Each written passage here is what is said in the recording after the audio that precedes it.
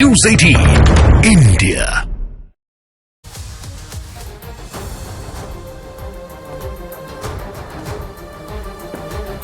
नमस्ते, मैं हूं किशोर रजवाणी। घड़ी इशारा कर रही है 9 बजे रात का वक्त। 100 बात की एक बात का 100 बात की एक बात में आज किसानों के दिल्ली कूच की कोशिश के बाद हरियाणा और पंजाब को जोड़ने वाला शंभू बॉर्डर जंग का मैदान बन गया और हालात संभालने के लिए पुलिस को कई बार आंसू गैस के गोले छोड़ने पड़े।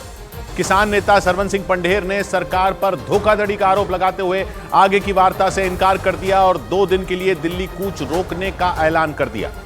कई दौर की बातचीत के बाद समाजवादी पार्टी और कांग्रेस के बीच सीटों पर बात बन गई और समझौते के तहत कांग्रेस यूपी की 17 लोकसभा सीटों पर उम्मीदवार उतारेगी और नशे के कारोबारियों पर नकेल कसते हुए पुणे, सांगली और दिल्ली में ताबड़तोड़ छापेमारी हुई, जिसमें 3,500 करोड़ से ज्यादा के ड्रग्स बरामद करने का दावा किया गया।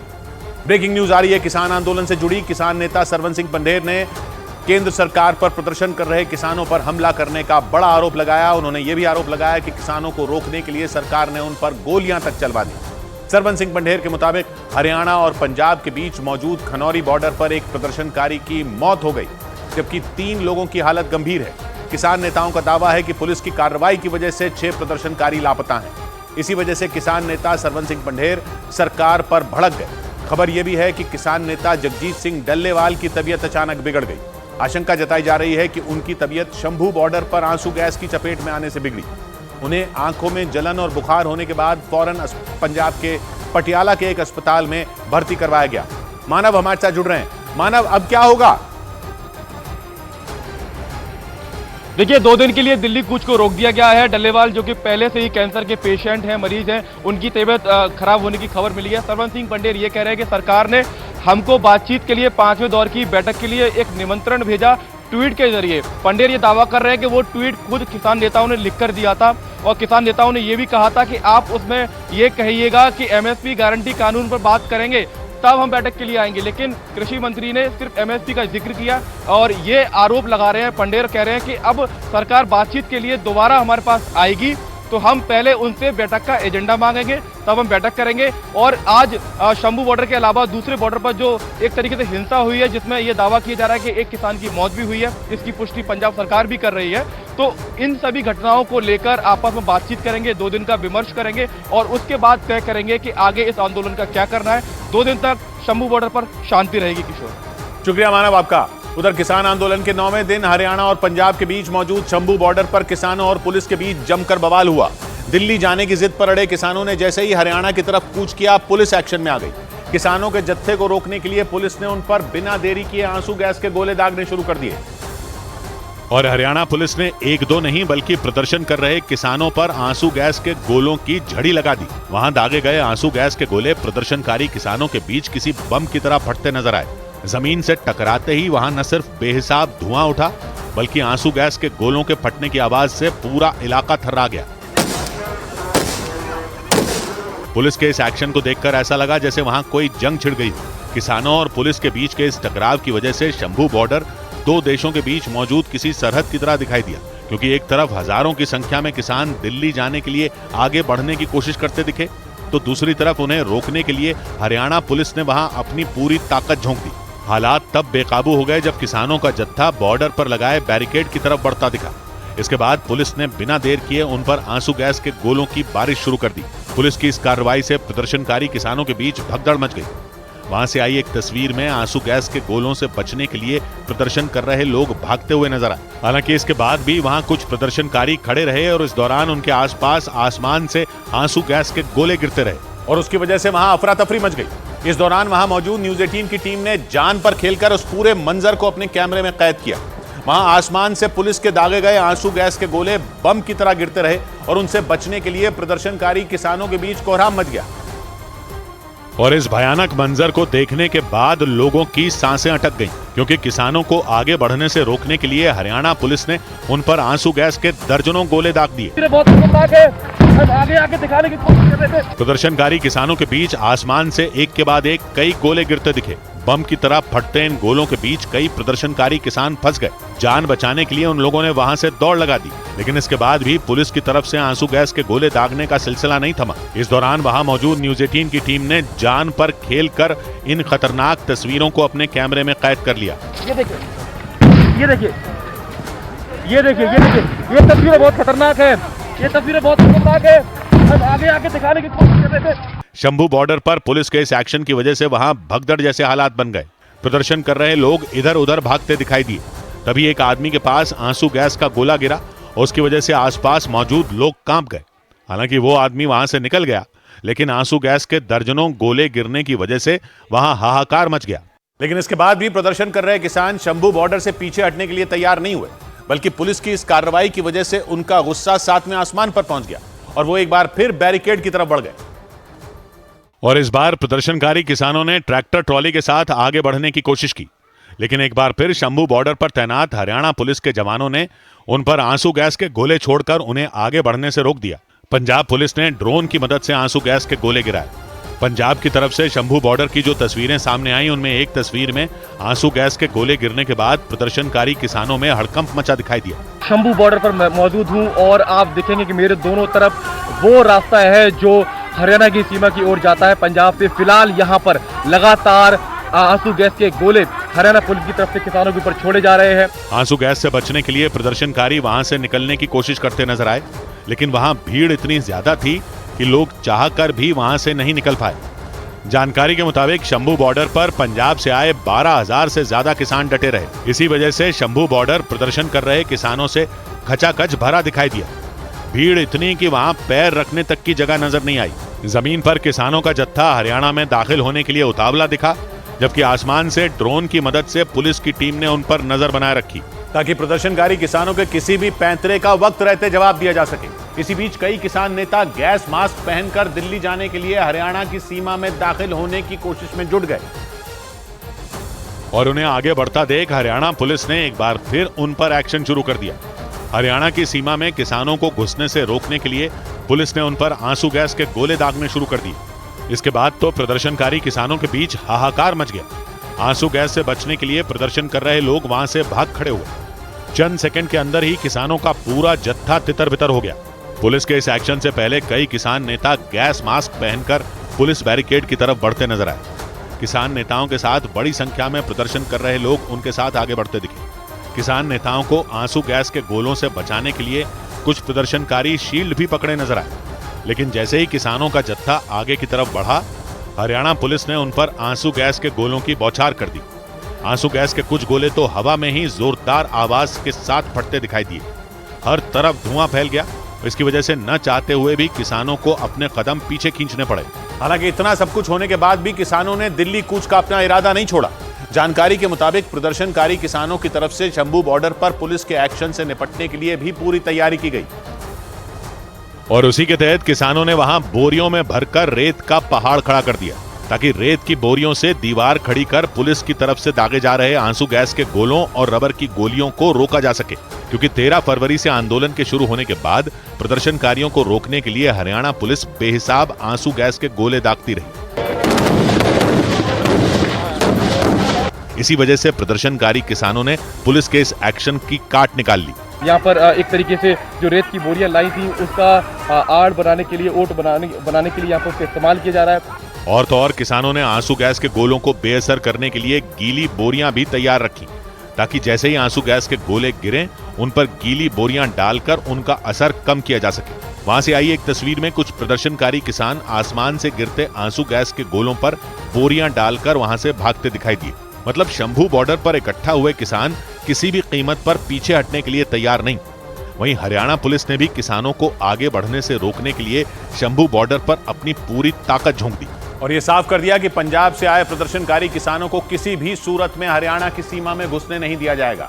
यही नहीं, हरियाणा पुलिस ने घग्गर नदी पर बने पुल पर खुदाई करने वाली बड़ी बड़ी मशीनें भी तैनात कर दी, क्योंकि एक रोज पहले ही प्रदर्शनकारी किसानों ने शंभू बॉर्डर पर लगाए गए कंक्रीट के बैरिकेड हटाने के लिए वहां ताकतवर मशीनें खड़ी कर दी थी। उन मशीनों में पोकलेन मशीन भी शामिल रही जो जमीन का सीना चीर देने की ताकत रखती है। बताया गया कि किसानों ने इन ताकतवर मशीनों की मदद से पुलिस के सुरक्षा चक्र को भेदते हुए हरियाणा की सीमा में दाखिल होने का प्लान बनाया था।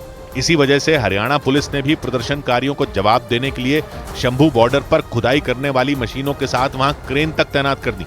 हरियाणा पुलिस ने भी वहां पर आप देखेंगे तो मैं एक पूरे प्रोक्लेन मशीन को वहां पर देख पा रहा हूं। उसके पीछे एक जेसीबी खड़ी हुई है और दूसरे पुल के ऊपर भी कुछ जेसीबी मशीन मैं देख पा रहा हूं। मतलब पुलिस ने शंभू बॉर्डर पर प्रदर्शनकारियों को उन्हीं की भाषा में जवाब देने की तैयारी कर ली। जानकारी के मुताबिक प्रदर्शनकारियों से निपटने के लिए हरियाणा पुलिस ने वहां 7 लेयर की बैरिकेडिंग की।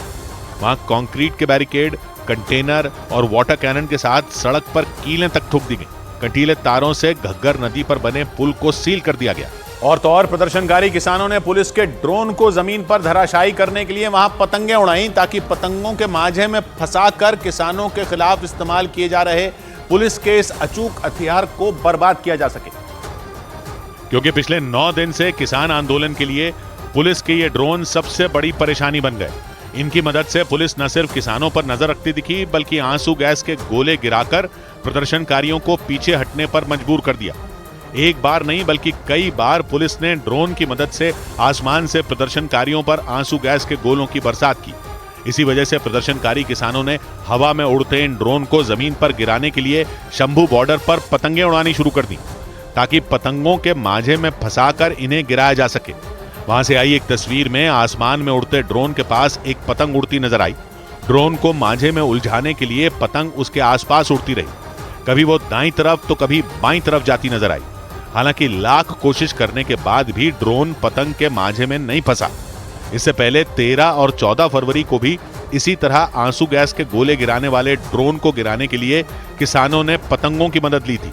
लेकिन सिर्फ शंभू बॉर्डर ही नहीं बल्कि खनौरी बॉर्डर पर भी पुलिस के एक्शन की वजह से वहां अफरा तफरी मच गई। हरियाणा और पंजाब के बीच मौजूद इस बॉर्डर पर भी ट्रैक्टर ट्रॉलियों के साथ हजारों की संख्या में मौजूद किसानों ने दिल्ली कूच करने की कोशिश की। और इसी वजह से खनौरी बॉर्डर पर कोहराम मच गया, क्योंकि जैसे ही प्रदर्शनकारी किसानों ने हरियाणा की सीमा में घुसने की कोशिश की, पुलिस ने उन पर आंसू गैस के गोले दागने शुरू कर दिए। जहां जहां आंसू गैस के गोले गिरे वहां धुआं उठता नजर आया। कई किसान तो आंसू गैस से बचने के लिए खेतों की तरफ भाग निकले। हालांकि ज्यादातर किसान अपने ट्रैक्टर ट्रॉलियों के साथ वहीं डटे रहे। वहां से आई एक तस्वीर में पंजाब की तरफ खनौरी बॉर्डर पर सड़क पर ट्रैक्टर ट्रॉलियों की लाइन लगी दिखाई दी। खनौरी बॉर्डर हरियाणा के जींद जिले में पंजाब से लगने वाली सीमा पर मौजूद है। किसानों की कोशिश ये रही कि यहां से उनका जत्था करीब 200 किलोमीटर का सफर तय करके दिल्ली पहुंच जाए। लेकिन किसानों की इस प्लानिंग को देखते हुए शंभू बॉर्डर की तरह ही हरियाणा पुलिस ने खनौरी बॉर्डर को भी अभेद्य किले में तब्दील कर दिया। वहां भी कंक्रीट के बैरिकेड और सड़क पर कटीले तारों को लगाकर बॉर्डर को सील कर दिया गया ताकि किसी भी सूरत में किसानों का जत्था दिल्ली न पहुंच सके। इसी बीच एमएसपी की मांग पर किसान नेता राकेश टिकैत का संगठन भी मैदान में उतर आया। भारतीय किसान यूनियन से जुड़े किसानों ने उत्तर प्रदेश के कई जिलों में ट्रैक्टर रैली निकाली। बड़ी संख्या में किसान ट्रैक्टर पर सवार होकर निकले और मुजफ्फरनगर में तो वो एक ट्रैक्टर लेकर एसएसपी दफ्तर के परिसर में ही घुस गए। इस ट्रैक्टर के एसएसपी दफ्तर के परिसर में घुसने से पहले पुलिस ने किसानों को रोकने की कोशिश की। पुलिस वाले गेट बंद करके खड़े हो गए, लेकिन जैसे ही किसानों ने ट्रैक्टर अंदर लाने की कोशिश की, उन्होंने उसे रोका। पुलिस वालों ने पूरा दम लगाया, लेकिन ट्रैक्टर पर सवार किसान नहीं रुके। आखिरकार पुलिस वालों को पीछे हटना पड़ा और ट्रैक्टर पर सवार किसान नारे लगाते हुए परिसर में दाखिल हो गए।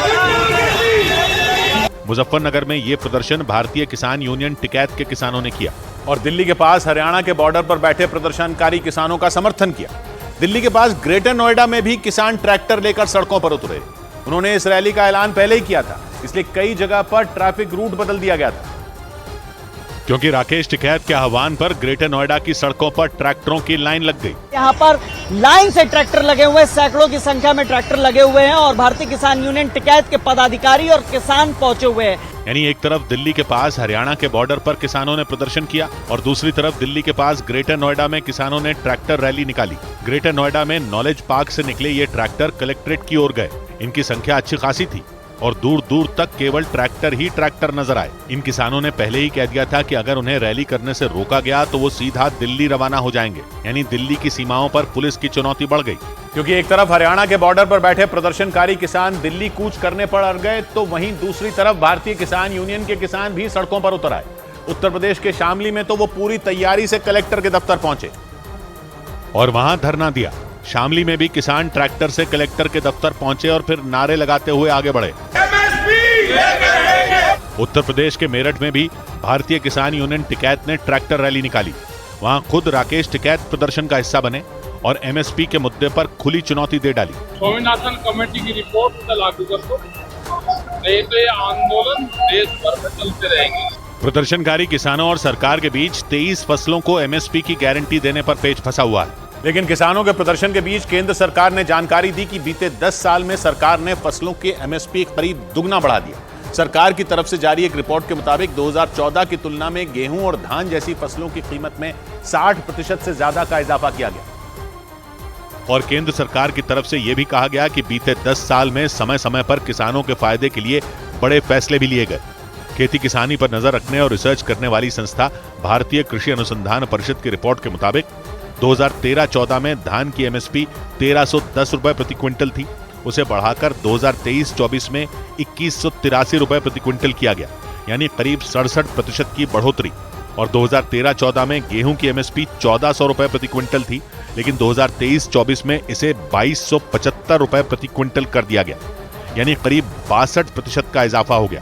केंद्र सरकार 23 फसलों पर एमएसपी तय करती है और तय कीमत पर सरकारी एजेंसियां उन फसलों को किसानों से खरीदती हैं। इसमें पेच यह है कि किसानों की पूरी पैदावार सरकार नहीं खरीदती और पैदावार का बड़ा हिस्सा किसानों को खुले बाजार में बेचना पड़ता है।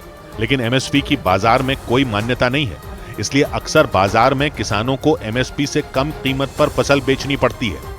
लेकिन अगर गारंटी कानून बन गया तो बाजार में भी किसानों को एमएसपी से कम कीमत पर फसल बेचने के लिए मजबूर नहीं होना पड़ेगा। इधर प्रदर्शनकारी किसानों के दिल्ली कूच के ऐलान के बाद दिल्ली की अलग अलग सीमाओं पर लंबा जाम लग गया, क्योंकि दिल्ली में किसानों की एंट्री रोकने के लिए जगह जगह बैरिकेडिंग कर दी गई। कई रास्तों को ब्लॉक कर दिया गया और जो रास्ते बच गए वहां पर गाड़ियां रेंगती दिखी। सबसे बुरा हाल गुरुग्राम बॉर्डर पर नजर आया।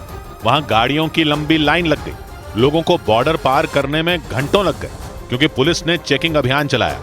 बाइक वालों को भी रोक रोक कर चेक किया गया। दिल्ली और नोएडा के बॉर्डर पर भी लंबा जाम लग गया। गाजीपुर बॉर्डर पर भी यही हाल दिखा। वहां पुलिस की बैरिकेडिंग और कटीली तारों ने लोगों की मुसीबत बढ़ा दी, क्योंकि सड़क से आने जाने का रास्ता संकरा हो गया और सुबह से ही लोग जैम में फंस गए। प्रदर्शनकारी किसानों के दिल्ली कूच करने के ऐलान के बाद दिल्ली पुलिस को लंबे जैम की आशंका थी, इसलिए एक दिन पहले ही उसने कुछ निर्देश दिए थे और दिल्ली के आईटीओ, डीडीयू मार्ग और राजघाट जैसे इलाकों में ट्रैफिक अलर्ट जारी किया गया था, क्योंकि किसानों ने सुबह 11 बजे दिल्ली कूच करने का ऐलान किया था और इसी वजह से सुबह से ही दिल्ली की अलग अलग सीमाओं पर गाड़ियों की रफ्तार धीमी पड़ गई। उधर सिक्किम में सेना के जवानों ने बर्फबारी में फंसे सैकड़ों लोगों की जान बचा ली।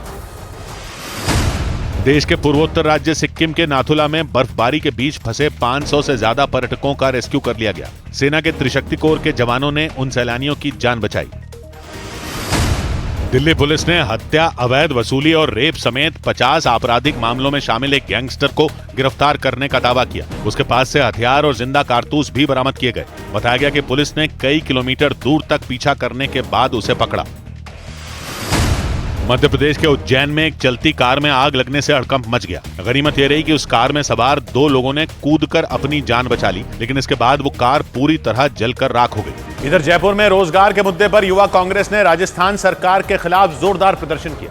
मुख्यमंत्री आवास का घेराव करने के लिए निकले कांग्रेस कार्यकर्ताओं और नेताओं को पुलिस ने रास्ते में ही रोक दिया और इससे भड़के कांग्रेस कार्यकर्ता पुलिस वालों से भिड़ गए।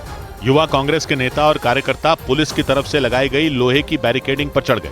हालांकि उस बैरिकेडिंग पर पहले से ही राजस्थान पुलिस के जवान डंडों के साथ खड़े थे।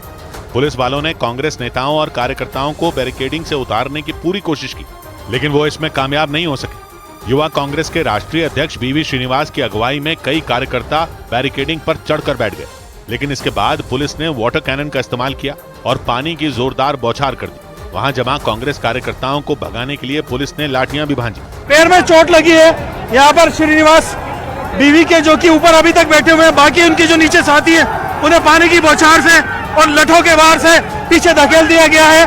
पानी में भीगते हुए कांग्रेस कार्यकर्ता एक बार फिर बैरिकेडिंग की तरफ बढ़ने लगे। इस दौरान एक बार फिर पुलिस वालों के साथ उनकी झड़प हो गई। पुलिस ने बहस कर रहे कांग्रेस कार्यकर्ताओं को धक्के देकर पीछे की तरफ धकेल दिया। हालांकि इसके बाद भी कांग्रेस कार्यकर्ता पीछे हटने को तैयार नहीं थे। कांग्रेस कार्यकर्ताओं ने राजस्थान की भजनलाल सरकार पर युवाओं को धोखा देने का आरोप लगाया। पुलिस के लाठीचार्ज और वाटर कैनन के इस्तेमाल के बाद कांग्रेस कार्यकर्ताओं का गुस्सा और बढ़ गया और वो पानी की बौछार को चीरते हुए बैरिकेडिंग की तरफ आगे बढ़ते दिखाई दिए। पानी की बौछार के बीच कांग्रेस का एक कार्यकर्ता तो अपनी शर्ट उतारकर पुलिस वालों के सामने खड़ा हो गया। ठंडे पानी की बौछार और लाठीचार्ज के बाद भी युवा कांग्रेस के राष्ट्रीय अध्यक्ष बीवी श्रीनिवास कुछ कार्यकर्ताओं के साथ पुलिस की बैरिकेडिंग पर बैठे दिखाई दिए। इस जोरदार प्रदर्शन से पहले उन्होंने रोजगार के मुद्दे पर राजस्थान के मुख्यमंत्री पर जोरदार हमले किए। ये रिमोट कंट्रोल सीएम है, इसके बख्श की बात नहीं है।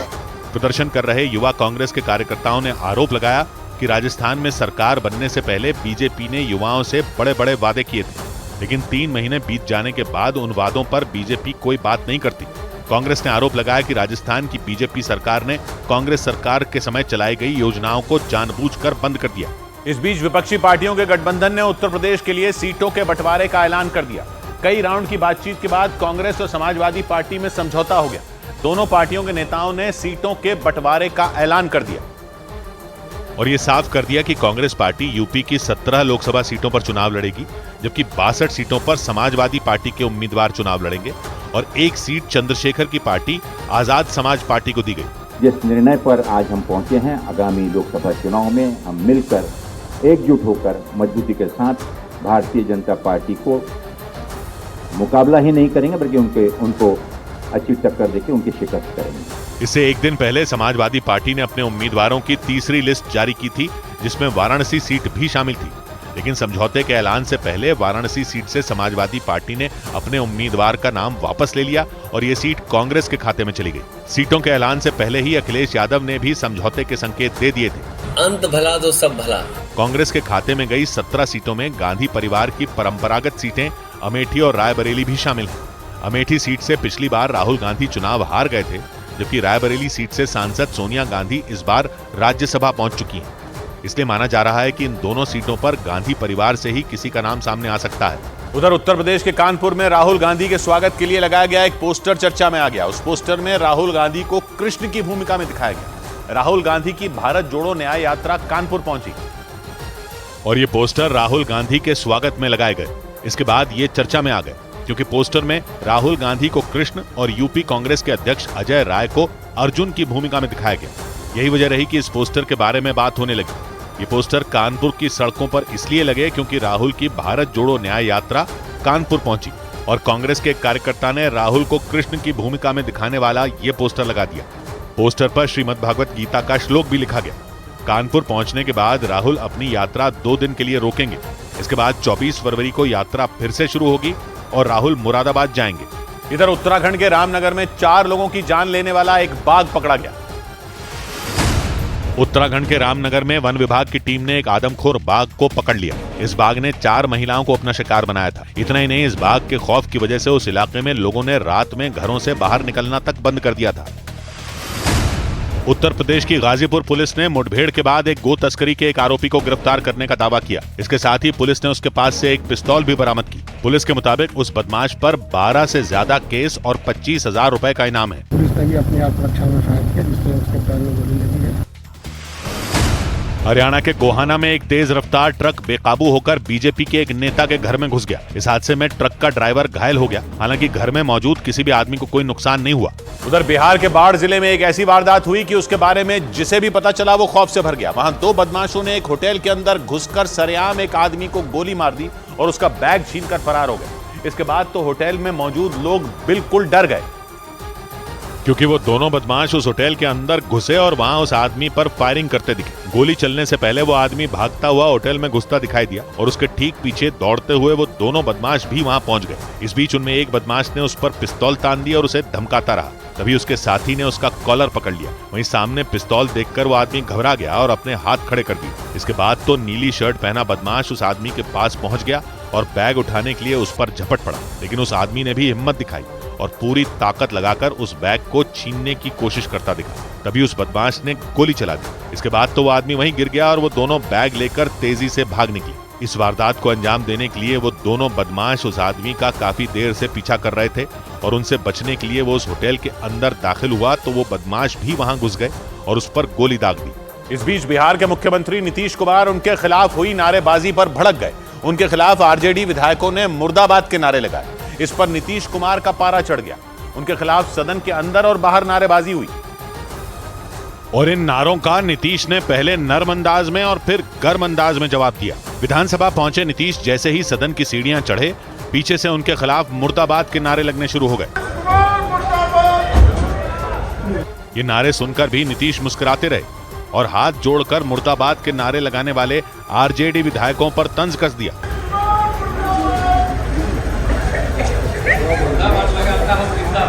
बताया गया कि सदन के बाहर नीतीश के खिलाफ आरजेडी विधायक मुकेश रोशन ने नारे लगाए और नीतीश ने उनके सामने ही उन पर तंज कस दिया। लेकिन सदन के अंदर हंगामा होते ही नीतीश कुमार का पारा चढ़ गया, वो भड़क गए। उन्होंने आरजेडी विधायकों पर पलटवार किया और उनके खिलाफ लगे मुर्दाबाद के नारों का गुस्से में जवाब दिया। रहिए, हमको मुर्दा करते रहिए, आज जितना मुर्दा करते रहिएगा उतना ही खत्म हो जाइएगा। आरजेडी की नारेबाजी से नीतीश इतने भड़के कि उन्होंने चुनाव में आरजेडी के खराब प्रदर्शन का दावा कर डाला। आप लोग बहुत कम संख्या में अगली बार आइएगा, एक सीट भी नहीं मिलेगा। बिहार विधानसभा में ये सारा हंगामा स्कूलों के समय के मुद्दे पर हुआ, क्योंकि एक दिन पहले ही नीतीश ने बिहार में स्कूलों का समय सुबह 10 बजे से शाम 4 बजे तक करने का ऐलान किया था। उधर यूपी के आगरा में जहरीली गैस लीक होने से 2 लोगों की जान चली गई। उत्तर प्रदेश के आगरा में जहरीली गैस लीक होने से 2 मजदूरों की मौत हो गई। पुलिस के मुताबिक उन दोनों मजदूरों की मौत चांदी की पॉलिश करने वाले एक प्लांट में काम करने के दौरान हुई। यूरोप के देश ग्रीस के प्रधानमंत्री किरियाकोस मित्सोताकिस ने दिल्ली में प्रधानमंत्री नरेंद्र मोदी से मुलाकात की। इस दौरान दोनों देशों के बीच व्यापार और रक्षा समेत कई मुद्दों पर समझौते हुए। इतना ही नहीं, ग्रीस के प्रधानमंत्री ने पीएम की तारीफ करते हुए उन्हें एक दूरदर्शी नेता बताया। दिल्ली की राउज एवेन्यू कोर्ट में शराब घोटाला मामले में आरोपी मनीष सिसोदिया की जमानत पर सुनवाई टल गई। कोर्ट ने साफ कर दिया कि इस मुद्दे पर सुप्रीम कोर्ट में क्यूरेटिव याचिका लंबित है, इसलिए वो 2 मार्च के बाद इस पर सुनवाई करेगी। एनसीपी विधायक अयोग्यता मामले में बॉम्बे हाई कोर्ट ने शरद पवार गुट को नोटिस भेजकर 11 मार्च तक जवाब देने का निर्देश दिया। अजित पवार गुट ने हाई कोर्ट में शरद पवार गुट के विधायकों को अयोग्य ठहराने को लेकर अर्जी दाखिल की थी। मामले की सुनवाई 14 मार्च को होगी। इस बीच गुजरात के वडोदरा में पुलिस ने शराब तस्कर के एक पाताल लोक का पता लगा लिया। पुलिस ने एक घर में छापेमारी करके 15 लाख की शराब बरामद करी। गुजरात में शराब पर पूरी तरह पाबंदी है, लेकिन शराब तस्कर ने अपने घर में बने एक तहखाने में 15,000 बोतल शराब छिपाकर रखी थी। और जब पुलिस ने उस तहखाने का दरवाजा खोला तो सभी दंग रह गए, क्योंकि शराब तस्कर ने अपने इस पाताल लोक में जाने के लिए हैरान करने वाला जुगाड़ लगा रखा था। महेश गोहिल उर्फ भूरियो नाम के शराब तस्कर ने तहखाने में जाने के लिए उस कमरे के फर्श के नीचे रास्ता बनाया था। उसने फर्श में बने छोटे से दरवाजे को हटाने के लिए हाइड्रोलिक मशीन लगा रखी थी। रेड के दौरान बिजली का कनेक्शन देकर बटन दबाते ही कमरे के फर्श की टाइलें खुद ब खुद हटती दिखाई दी। फर्श की टाइलें हटते ही वहां तहखाने में जाने का रास्ता खुल गया और ये सब देखकर पुलिस वाले भौचक्के रह गए। हाइड्रोलिक का नोजल जो होता है उसका 1 पार्ट वहीं पे रहता था और दूसरा पार्ट जो हाइड्रोलिक से कनेक्टेड था। शराब तस्कर ने उस कमरे के नीचे बने तहखाने में बड़ी बड़ी पेटियों में शराब की बोतलें छिपाकर रखी थी। वहां रखी शराब की बोतलों की संख्या इतनी ज्यादा थी कि गिनती करने में पुलिस वालों के पसीने छूट गए। पुलिस ने बताया कि 350 पेटियों में रखी करीब 15 लाख की कीमत की शराब इस तहखाने से बरामद की गई। इधर राजस्थान के अलवर में अवैध रूप से चलाई जा रही एक बीफ मंडी की खबर ने पूरे राज्य में सनसनी फैला दी। आरोप लगा कि वहां एक सुनसान इलाके में कुछ लोग बीफ बेचने में जुटे थे। हालांकि जैसे ही इस मंडी की खबर मिली, पुलिस ने वहां एक बड़ा ऑपरेशन चलाया और एक दिन पहले जब पुलिस ने वहां दबिश दी तो सारा खेल खुल गया। इस ऑपरेशन के लिए जयपुर के आईजी अपने साथ कई पुलिस वाले और खुदाई करने वाली मशीनें लेकर पहुंचे। जैसे ही उन मशीनों ने रेतीली जमीन का सीना चीरा, वहां से कई सबूत बाहर निकल आए। वहां जमीन में जानवरों के सिर, सींग और कंकाल दबे मिले। जो घर थे वो बुलडोजर से तोड़े गए। जहां देखेंगे वहां पर आपको यहाँ पर गायों के कंकाल नजर आएंगे। पुलिस के मुताबिक वहां रेत के कई नए टीले बने नजर आए, जिसके बाद पुलिस को शक हुआ कि इन टीलों के नीचे कई अवशेष हो सकते हैं और इसी के बाद पुलिस ने पूरे इलाके में तलाशी ली। लेकिन सबके होश तब उड़ गए जब उस बीहड़ के बीच में लहलहाती फसल नजर आई। इसके बाद जब कुछ पुलिस वाले वहां पहुंचे तो उस खेत के किनारे से एक गाय और एक भैंस भी बरामद की गई और जैसे ही वहां से गाय और भैंस मिली, पुलिस का शक और गहरा गया और फिर तो पुलिस ने चप्पे चप्पे की तलाशी लेनी शुरू कर दी। आरोप के मुताबिक वहां कुछ लोगों ने हाईवे के पास बीफ बेचने का पूरा सिस्टम तैयार किया हुआ था और उस हाईवे के पास ही उन्होंने अवैध रूप से घर भी बनाए हुए थे। और आरोपियों की गिरफ्तारी के अगले दिन पुलिस ने उन घरों पर बुलडोजर चला दिया।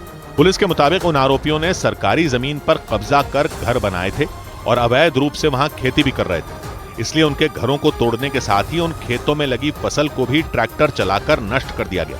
अब वहाँ पर ट्रैक्टर चल रहे हैं, पहले बुलडोजर चले। आप देखिए कि यहाँ खेतों के अंदर फसलें तबाह की जा रही है। हालांकि इससे पहले पुलिस ने आरोपियों की तलाश में इन घरों में दबिश भी दी, लेकिन वहां एक भी आरोपी नहीं मिला। उन घरों में सिर्फ महिलाएं मिली। इसके बाद पुलिस ने आसपास के लोगों से भी पूछताछ की और आखिरकार अवैध बीफ की मंडी चलाने वाले कुछ आरोपियों को धर दबोचा। 5 लोगों को अरेस्ट कर चुके हैं। इसके अलावा हमने 40 से ज्यादा लोगों से पूछताछ अभी की है। दावा किया गया कि बीफ की ये मंडी अवैध रूप से कई साल से चलाई जा रही थी। लेकिन इस खेल से पर्दा तब उड़ गया जब सोशल मीडिया पर इस बीफ मंडी के कुछ वीडियो वायरल हो गए। इन वीडियो के वायरल होने के बाद पुलिस के कान खड़े हो गए, क्योंकि उनमें एक वीडियो में एक आदमी जमीन पर बैठा मांस बेचता नजर आया। आरोप लगाया गया कि यह बीफ था और इसी के बाद इस मामले में जांच पड़ताल शुरू हो गई। राजस्थान के प्रदेश कांग्रेस कमेटी के सचिव बलराम यादव ने आरोप लगाया कि इसमें पुलिस के कई बड़े अधिकारी और नेता भी शामिल हो सकते हैं। निश्चित रूप से कहीं न कहीं इसमें प्रशासन की भी संलिप्तता है। पुलिस के मुताबिक इस पूरे खेल को ऑनलाइन ऑर्डर के जरिए चलाया जा रहा था। मतलब बीफ का ऑर्डर ऑनलाइन दिया जाता था और फिर मोटरसाइकिलों के जरिए उसकी डिलीवरी की जाती थी और इस पूरे कारोबार को हाईवे के किनारे चलाया जाता था ताकि जैसे ही पुलिस की आहट हो तुरंत सारा सामान समेटकर वहां से फरार हुआ जा सके। माना जा रहा है कि इसी कोशिश की वजह से उन आरोपियों ने गाय भैंसों के अवशेषों को रेत के नीचे दबाने की कोशिश की, क्योंकि उन्हें यह उम्मीद नहीं थी कि पुलिस रेत खोदकर वहां तलाशी ले लेगी। लेकिन जब ऐसा हुआ तो उन लोगों के इस अवैध रैकेट का पर्दाफाश हो गया। उधर दिल्ली हाईकोर्ट ने बीजेपी के निलंबित विधायकों को स्पीकर के पास जाने को कह दिया। दिल्ली हाईकोर्ट ने दिल्ली विधानसभा से निलंबित 7 बीजेपी विधायकों को स्पीकर से इस मुद्दे पर मिलने की सलाह दी। कोर्ट ने साफ कर दिया कि अगर यह मामला इसके बाद भी नहीं सुलझा तो वो दोपहर को इस पर सुनवाई करेगी। एनएचआरसी यानी राष्ट्रीय मानवाधिकार आयोग ने संदेश खाली की घटना पर स्वतः संज्ञान लेते हुए इसकी जांच के लिए एक टीम भेजने की घोषणा कर दी। आयोग ने इसके साथ ही पश्चिम बंगाल के मुख्य सचिव और डीजीपी से इस मुद्दे पर 4 हफ्तों में रिपोर्ट भी मांगी है। संदेश खाली पर चल रहे सियासी संग्राम के बीच पश्चिम बंगाल के डीजीपी राजीव कुमार वहां जांच के लिए पहुंचे। संदेश खाली में कई आदिवासी महिलाओं ने टीएमसी नेता शाहजहां शेख समेत कई लोगों पर यौन शोषण का आरोप लगाया। इसके बाद से ही वहां बवाल मचा हुआ।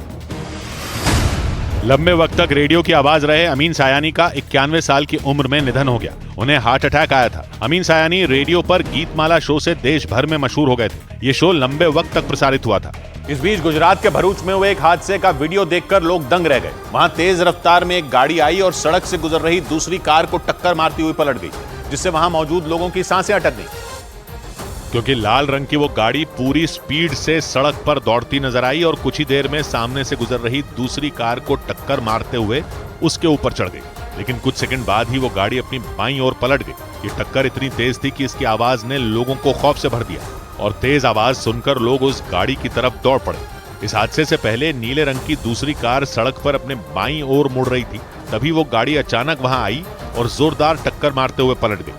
वहीं टक्कर की वजह से दूसरी कार तेजी से सड़क पर आगे बढ़ती थी, लेकिन उसे कोई नुकसान नहीं पहुंचा, जबकि उस गाड़ी में सवार आदमी घायल हो गया। उधर एक रोज पहले महाराष्ट्र के पुणे से बरामद किए गए करोड़ों के ड्रग्स के मामले में जब पुलिस ने पूछताछ की तो वो पूरे देश में सनसनी फैल गई, क्योंकि इस रैकेट के तार दिल्ली से भी जुड़ गए। पुलिस ने पुणे और दिल्ली से करीब 3,500 करोड़ रुपए के ड्रग्स बरामद किए। इस काले कारोबार का एक सिरा एक दिन पहले पुणे पुलिस के हाथ लगा और फिर पुलिस ने पुणे की एक फैक्ट्री में छापा मारा। पुलिस के मुताबिक वहां नमक के पैकेटों से भरे कई ड्रम मिले, लेकिन जब तलाशी ली गई तो इन पैकेटों में नमक की जगह ड्रग्स मिले और वो भी करीब 1000 किलो। इसके बाद पुलिस ने ड्रग्स के इस रैकेट की कुंडली खंगालनी शुरू की। इसके लिए सबसे पहले पुणे से 3 लोगों को गिरफ्तार किया गया।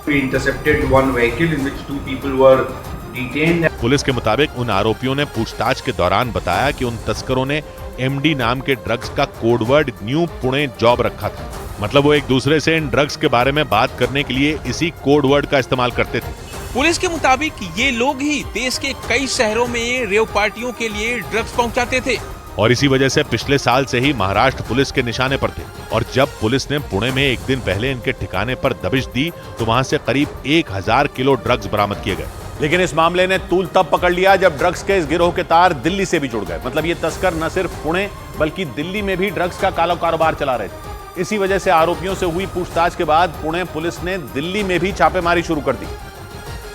और जब दिल्ली में मौजूद ड्रग्स के इस खेल का पर्दाफाश हुआ तो सबके होश उड़ गए, क्योंकि पुलिस के मुताबिक इन तस्करों ने दिल्ली के अलग अलग इलाकों में पुणे से 1.5 गुना ज्यादा खेप जुटा रखी थी।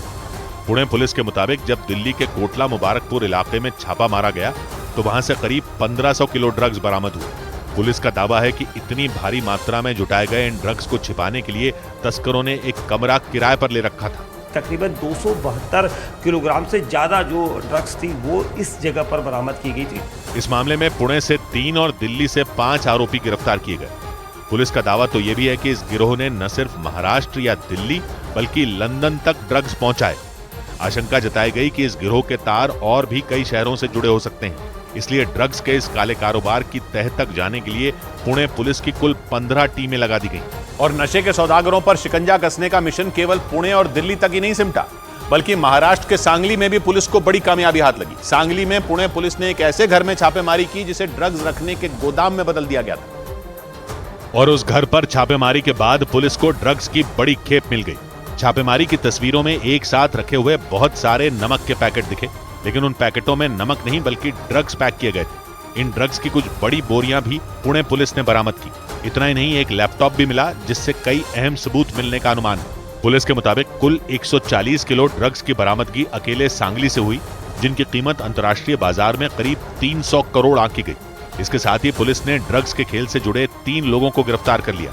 3 आरोपियों को ताबे में लिया है और उनके पास इंक्वायरी चालू है। पुलिस की जांच के मुताबिक ये ड्रग्स छोटे दलालों के जरिए बेचे जाते थे। मुंबई ही नहीं, देश के कई महानगरों में होने वाली हाई प्रोफाइल पार्टियों में भी इन ड्रग्स को पहुंचाया जाता था। अब पुलिस की कोशिश ड्रग्स के सौदागरों के पूरे नेटवर्क का पता लगाने की है।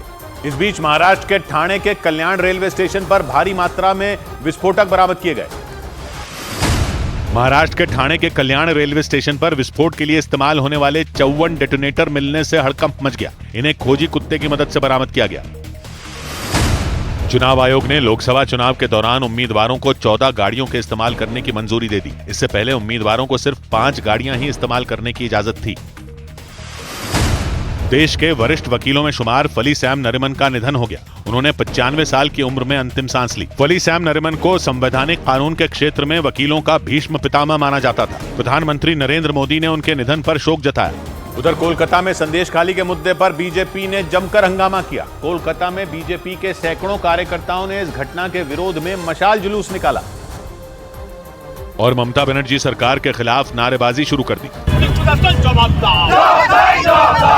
हाथों में मशाल लेकर बड़ी संख्या में बीजेपी के SC/ST मोर्चा के कार्यकर्ता सड़कों पर निकले। काफी दूर तक मार्च करने के बाद प्रदर्शनकारियों ने एक पुतले को आग के हवाले कर दिया। इस दौरान उन्होंने बंगाल की सीएम ममता बनर्जी के खिलाफ काफी देर तक नारेबाजी भी की। बीजेपी कार्यकर्ताओं ने पश्चिम बंगाल सरकार पर शाहजहां शेख को संरक्षण देने का आरोप भी लगाया। संदेश खाली के मुद्दे पर बीजेपी बेहद आक्रामक है। बीजेपी नेताओं के 2 अलग अलग प्रतिनिधिमंडल 23 और 24 फरवरी को संदेश खाली पहुंचेंगे। इधर गुजरात के सूरत में इतना भयंकर सड़क हादसा हो गया कि लोगों की जान हलक में आ गई। वहां एक बेकाबू ट्रक ने एक मोटरसाइकिल पर सवार 2 लोगों को कुचल डाला और कुछ देर बाद ही उनमें एक लड़के की जान चली गई, क्योंकि उस ट्रक ने सामने से गुजर रही उस मोटरसाइकिल को जोरदार टक्कर मारी और उन 2 लड़कों को रौंदते हुए आगे बढ़ गया। वीडियो में थोड़ी देर पहले उस ट्रक का ड्राइवर उस मोटरसाइकिल के पीछे चलता दिखा, लेकिन पीछे चलने के दौरान ही वो मोटरसाइकिल के एकदम करीब पहुंच गया। इससे पहले कि वो अपनी रफ्तार को काबू में कर पाता, इतनी देर में टक्कर हो गई और वो दोनों लड़के सड़क पर गिर गए, जबकि वो मोटरसाइकिल छिटक कर बाईं ओर चली गई। इसके बाद उनमें एक लड़का सड़क से उठने की कोशिश करता दिखा, लेकिन वो बुरी तरह घायल हो चुका था। इस बीच दर्दनाक हादसे को देखकर कुछ लोग उनकी तरफ भागे और उन्हें अस्पताल पहुंचाया, लेकिन उनमें एक लड़के की जान नहीं बचाई जा सकी। उधर अमेरिका के टेक्सास में बास्केटबॉल का मैच देखने पहुंचे कुछ दर्शक तब चौंक गए जब उस बास्केटबॉल कोर्ट में अचानक कुश्ती होने लगी। हुआ ये कि टेक्सास में हुए उस मैच के बाद जब खिलाड़ी आपस में हाथ मिलाने लगे तो उनके बीच बहस हो गई और सेकंडों के अंदर बात मारपीट तक पहुंच गई। 2 खिलाड़ियों की लड़ाई कब दोनों टीमों की लड़ाई में बदल गई, किसी को हवा तक नहीं लगी। फिर तो वहां लात घूंसे चलने शुरू हो गए। This is really not good. We've got punches being thrown. This is really bad. वहां नीली जर्सी पहने टेक्सास A&M कॉमर्स के खिलाड़ियों और सफेद जर्सी में मौजूद इनकनेट वार्ड की टीम के खिलाड़ियों में जबरदस्त मारपीट हुई। इस दौरान मैच का स्कोर बताने वाले कमेंटेटर भी लड़ाई की आंखों देखी सुनाते नजर आए। We still have guys running after people. Oh my Someone goodness. in the crowd was hurt. कुछ देर को तो ऐसा लगा जैसे वहां बास्केटबॉल नहीं बल्कि कुश्ती का मुकाबला हो रहा हो। क्योंकि दोनों ही टीमों के खिलाड़ी अपने विरोधियों को बुरी तरह पीटते नजर आए। इस मारपीट को रोकने आए दोनों टीमों के कोच और सुरक्षा कर्मियों को भी लात घूंसे पड़े। हालांकि काफी मेहनत के बाद उन दोनों टीमों को अलग कर दिया गया, लेकिन लड़ाई फिर भी नहीं थमी, क्योंकि उनमें कुछ खिलाड़ियों का गुस्सा उन पर इतना हावी हो गया कि वो दौड़ दौड़ कर एक दूसरे से लड़ते नजर आए। बताया गया कि इस मारपीट के दौरान दोनों ही टीमों के कई खिलाड़ी घायल हो गए। इसके अलावा वहां मौजूद एक दर्शक को भी चोट लगी। इस बीच रूस में देशद्रोह के आरोप में एक महिला को गिरफ्तार कर लिया गया। उन पर यूक्रेन की मदद करने का आरोप लगा। मॉस्को टाइम्स में छपी एक रिपोर्ट के मुताबिक उस महिला ने जंग के दौरान यूक्रेन के लिए फंड जुटाया और उस फंड का इस्तेमाल यूक्रेन ने रूस के खिलाफ जारी जंग में किया। इसी के बाद कसीनिया करेलिना नाम की उस महिला पर देशद्रोह का आरोप लगाया गया। रूस की तरफ से बाकायदा उनका एक वीडियो भी जारी किया गया, जिसमें वो हाथों में हथकड़ी पहने कोर्ट की तरफ बढ़ती नजर आई।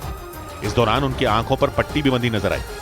मॉस्को टाइम्स की उस रिपोर्ट के मुताबिक रूस की रहने वाली कसीनिया ने जंग के दौरान यूक्रेन के लिए चंदा जुटाया और दावा है कि उन्होंने $51 मतलब भारतीय रुपयों में करीब 4000 रुपए यूक्रेन भेजे। हालांकि ये रकम बेहद कम थी, लेकिन रूस ने इसे देशद्रोह मानते हुए उन्हें गिरफ्तार कर लिया और रूस के संविधान के मुताबिक उन्हें उम्र कैद की सजा तक सुनाई जा सकती है। जानकारी के मुताबिक वो अमेरिका के लॉस एंजलिस में रहकर एक स्पा चलाती हैं और वहीं से उन्होंने यूक्रेन को मदद भेजी। रूस की सुरक्षा एजेंसियों का आरोप है कि कसीनिया की भेजी इस रकम का इस्तेमाल रूस की सेना के खिलाफ हुआ, इसलिए उन पर देशद्रोह का मुकदमा दर्ज किया गया। उधर यूपी में एक ट्रेन की बोगी से एक लड़की का शव मिलने से हड़कंप मच गया।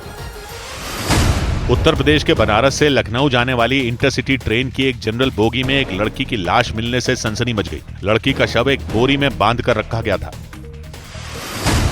उत्तराखंड के नैनीताल में एक गुलदार के रिहायशी इलाके में दिखाई देने के बाद दहशत का माहौल बन गया। लोगों ने इसकी सूचना वन विभाग को दी। इसके बाद वन विभाग की टीम उस तेंदुए को पकड़ने में जुट गई। एक विमान में सफर के दौरान सचिन तेंदुलकर के जोरदार स्वागत का वीडियो सोशल मीडिया पर वायरल हो गया। सचिन तेंदुलकर ने हाल ही में कश्मीर की यात्रा की थी, तब उन्होंने उस विमान में सफर किया था। सचिन को देखते ही विमान में बैठे लोग उनके नाम के नारे लगाने लगे थे। इधर गुजरात के वलसाड़ में केमिकल से भरे एक टैंकर में हादसे के बाद ऐसी आग लगी कि हाईवे पर हड़कंप मच गया। बताया गया कि वलसाड़ के एक इलाके से गुजर रहा केमिकल से भरा वो टैंकर अचानक पलट गया और पलक झपकते ही वो आग के गोले में बदल गया। हाईवे पर केमिकल से भरा वो टैंकर ऐसे जलता दिखा मानो सड़क के बीचों बीच ज्वालामुखी फूट पड़ा हो। टैंकर में केमिकल भरा होने की वजह से वहां रह रहकर आग की तेज लपटें उठती दिखी। इस दौरान सड़क के दोनों ओर का ट्रैफिक रोक दिया गया, क्योंकि आग की लपटों ने पूरे हाईवे को घेर लिया, जबकि उससे निकला काला धुआं तो कई किलोमीटर दूर से ही दिखाई दिया। हाईवे के एक तरफ धधकते उस टैंकर का धुआं हाईवे के दूसरी तरफ तक पहुंच गया। उसके बाद तो वहां खड़े लोगों की आंखें फटी की फटी रह गईं। आग का विकराल रूप देखकर ऐसा लगा मानो वो सब कुछ जलाकर राख कर देगी। इस दौरान दमकल कर्मियों की टीम लगातार उस पर पानी की बौछार करती रही, लेकिन वो आग इतनी भयंकर थी कि उसे बुझाने में उसके हाथ पांव फूल गए। इस बीच मध्य प्रदेश के इंदौर में एक कार से एक बच्ची के कुचलने के वीडियो ने लोगों को झकझोर कर रख दिया। हादसे के वक्त वो 4 साल की बच्ची अपने पिता के साथ जाती नजर आई और तभी काले रंग की एक गाड़ी उस बच्ची को कुचलते हुए आगे बढ़ गई। इसके बाद उसके पिता ने उसे गोद में उठाया और उस गाड़ी का पीछा किया, लेकिन वो तेज रफ्तार में वहां से भाग निकली। इस घटना का जो वीडियो सामने आया उसमें वो बच्ची अपने पिता के साथ जाती दिखाई दी। इस दौरान वहां एक साथ 2 गाड़ियां आ गई।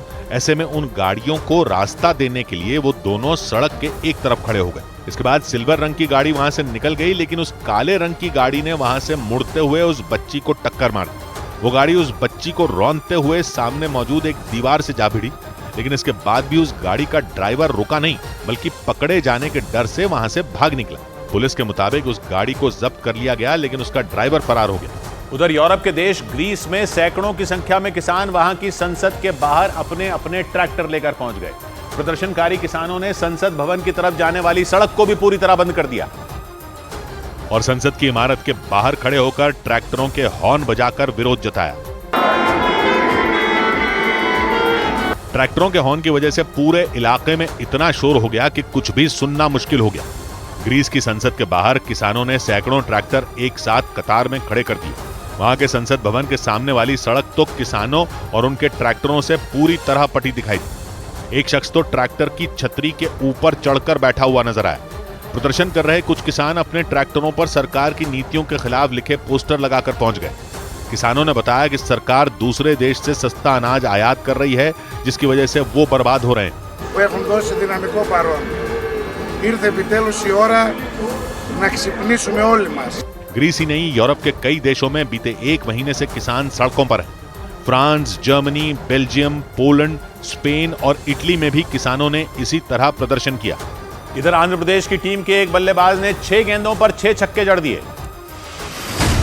आंध्र प्रदेश टीम के बल्लेबाज वामशी कृष्णा ने कर्नल सीके नायडू ट्रॉफी के एक मैच में लगातार 6 गेंदों में 6 छक्के मारकर रिकॉर्ड बना दिया। उन्होंने रेलवे की टीम के खिलाफ इस मैच में 64 गेंदों में 110 रन की धमाकेदार पारी खेली। भारत और चीन के बीच 21वें दौर की कोर कमांडर स्तर की बैठक बेनतीजा रही। सूत्रों के मुताबिक पूर्वी लद्दाख में जारी विवाद को सुलझाने के लिए यह बैठक बुलाई गई थी।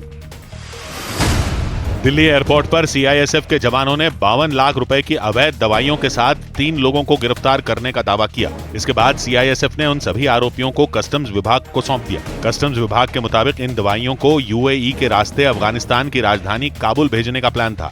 उधर मध्य प्रदेश के जबलपुर में युवा कांग्रेस के कार्यकर्ताओं ने रानी दुर्गावती यूनिवर्सिटी में जोरदार प्रदर्शन किया। कांग्रेस कार्यकर्ताओं ने यूनिवर्सिटी प्रशासन पर भ्रष्टाचार और कमीशनखोरी का आरोप लगाकर विरोध में रैली निकाली। और जैसे ही कांग्रेस के कार्यकर्ता यूनिवर्सिटी के गेट पर पहुंचे, उनका सामना वहां पहले से मौजूद पुलिस वालों से हो गया। हाथों में झंडा लेकर पहुंचे कांग्रेस कार्यकर्ताओं ने यूनिवर्सिटी के अंदर घुसने की कोशिश की, लेकिन पुलिस वालों ने उन्हें रोक दिया। पुलिस ने प्रदर्शनकारियों को रोकने के लिए बड़ी संख्या में लोहे के बैरिकेड लगा रखे थे। बैरिकेड के सामने इकट्ठा होकर प्रदर्शनकारियों ने नारेबाजी शुरू कर दी। इसके बाद पुलिस वालों ने उनसे झंडे छीन लिए और उन्हें वहां से हटाने की कोशिश करते दिखाई दिए। इस दौरान युवा कांग्रेस के 2 कार्यकर्ता जमीन पर लेट गए और हंगामा करने लगे। पुलिस वालों ने एक प्रदर्शनकारी को उठाकर अपनी गाड़ी के पास पहुंचा दिया। हालांकि कांग्रेस का वो कार्यकर्ता गाड़ी के करीब पहुंचने के बाद नारेबाजी करते हुए जमीन पर लेट गया। कुछ दूसरे प्रदर्शनकारी भी उसके पास बैठ गए। हालांकि बाद में पुलिस ने 50 से ज्यादा युवा कांग्रेस के कार्यकर्ताओं को हिरासत में लिया और हंगामा शांत कराया। इस बीच हरियाणा और राजस्थान के पुलिस वालों का नाले के पानी के मुद्दे पर भिड़ने का चौंकाने वाला मामला सामने आया है। ये विवाद राजस्थान के भिवाड़ी का है। भिवाड़ी राजस्थान और हरियाणा के बॉर्डर पर है और वहां के नाले का पानी बहाने के मुद्दे पर हरियाणा और राजस्थान पुलिस में बहस हो गई। और नौबत यह आ गई कि हरियाणा के पुलिसकर्मी ने वहां रखी कुर्सियों को उठाकर फेंक दिया। पुलिसकर्मी इतने गुस्से में था कि उसने कुर्सियों पर लात मारनी शुरू कर दी।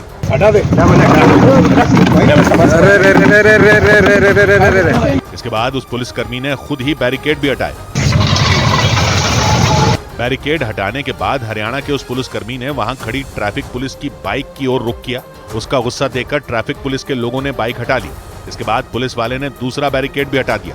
राजस्थान के भिवाड़ी में यह सारा बवाल नाले का गंदा पानी बहाने के मुद्दे पर हुआ, क्योंकि राजस्थान के भिवाड़ी में कई कारखाने हैं और उनसे निकलने वाला पानी वहां के नाले में गिरता है। हरियाणा पुलिस ने आशंका जताई कि बैरिकेड लगाकर राजस्थान की पुलिस खुदाई करेगी और ऐसा रास्ता बनाएगी जिससे नाले का पानी हरियाणा की सीमा में घुस जाएगा। और इसी बात पर हरियाणा के पुलिसकर्मी की राजस्थान के पुलिसकर्मी से बहस हो गई। हरियाणा का पुलिस वाला गुस्से में दिखा, इसलिए राजस्थान का पुलिसकर्मी बात बीच में ही छोड़कर वहां से चला गया। इसके बाद तो हरियाणा के पुलिसकर्मी ने आओ देखा ना ताओ सीमा पर रखी कुर्सियां और बैरिकेड सब हटा डाले।